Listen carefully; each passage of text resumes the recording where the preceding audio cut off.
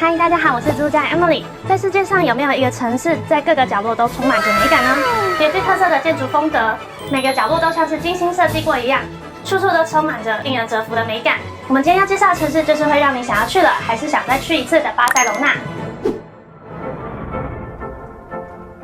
好消息！自助家独家合作的 Travel DIY eSIM 方案，不用换卡，不用跑门市，购买最快15分钟就可以拿到你的 QR code， 扫一下就可以联网，是不是方便又快速呢？看到这支影片的同学，只要输入上面的优惠码 YTDIY20，就能立即享有优惠哦。如果你是透过自助家报名的学生，可以享有eSIM的5折优惠，是不是超级划算？链接的部分呢，我们放在下方的资讯栏，有需要的就可以点击进去哦。你知道吗？其实巴塞隆纳不只是一个城市哦，它背后的历史故事也是别具意义。在中世纪的时候，这边是非常重要的港口贸易城市，同时也留下了许多哥德式的建筑，像哥德区那一带的建筑就是那时候的产物。那其实巴塞隆纳不只是西班牙的一个城市而已哦，它同时也是加泰隆尼亚自治区的首府，而加泰隆尼亚人一直都有独特的语言、文化，还有民族认同感。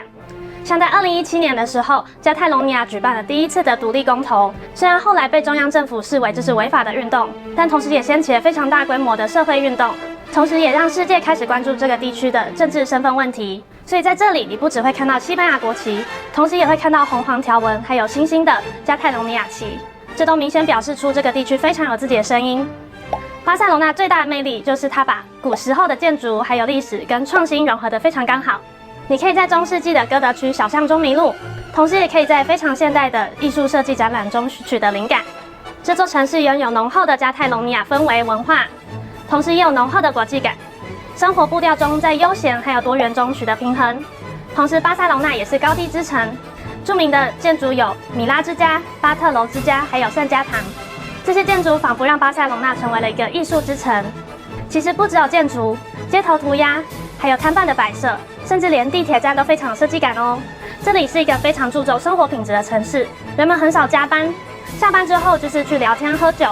吃晚餐、散步。巴塞隆纳的城市规划也做得非常好，有非常多的公园、步道，还有脚踏车步道，无时无刻都让人想要在外面多待一会。在巴塞隆纳一整年的天气基本上都是非常的舒服，夏天虽然热但不会闷，冬天冷得刚刚好，但不太会下雪，阳光很常出现，所以这会让人心情非常好。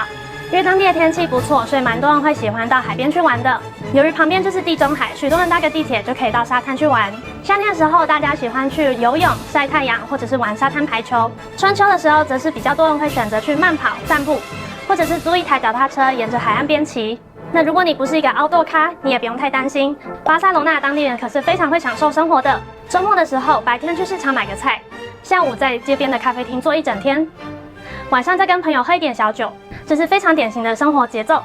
这里的公园和广场也常常会有市集或者是街头艺人，慢慢的走走看看就可以打发一整天的时间哦。说到了巴塞隆纳最知名的景点，那一定是圣家堂啦。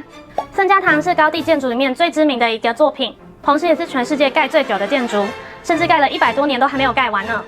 从圣家堂的每一个角度看它都非常壮观，细节多到让人目不转睛。但记得如果要去参访圣家堂的话，一定要到网络上先订票哦。如果你是现场排的话，一定会排到天荒地老哦。另外2个作品，米拉之家还有巴特楼之家也是非常知名的高地建筑，也非常值得拜访哦。这2个建筑仿佛从童话故事里面走出来一般，墙面流线，色彩鲜艳，完全颠覆了你对房子的想象哦。最后一个就是哥德区，哥德区是老城中心，狭小的巷弄就像是迷宫一般，每走几步就是一个小咖啡厅、书店或者是小广场。每个转弯后的场景都是惊喜，所以如果你是一个喜欢拍照的人，记得要来这边哦。巴塞隆纳当地美食，说到巴塞隆纳美食，简单来说就是新鲜又下酒。这里最有名的就是 tapas， 其实 tapas 就有点像是我们餐酒馆里面常见的起司火腿拼盘，但巴塞隆纳当地人还会放上腌鲨鱼丁、马铃薯饼或者是炸海鲜。这个餐点主要是用来开胃下酒的，每一个餐点都是小小份的，点一大盘就有很多种菜可以跟朋友一起分享。再来就是帕耶亚海鲜饭，顾名思义就是里面放了超多的海鲜，例如蛋菜、花枝或者是虾子。而帕耶亚海鲜饭重点就是它的米饭，米饭会吸满番红花汤底的香气，粒粒分明又带一点锅巴，非常好吃。而比较特别的一点就是西班牙人当地的主餐是午餐，午餐时间是大概下午2点左右，这一餐会吃得比较丰盛，比较正式一点。而晚餐的话，则是会到晚上9点之后才吃。那如果你是住在寄宿家庭的朋友，吃到的餐点可能会根据不同的移民背景而有所不同。早餐比较常见的有番茄面包或者是可颂、咖啡。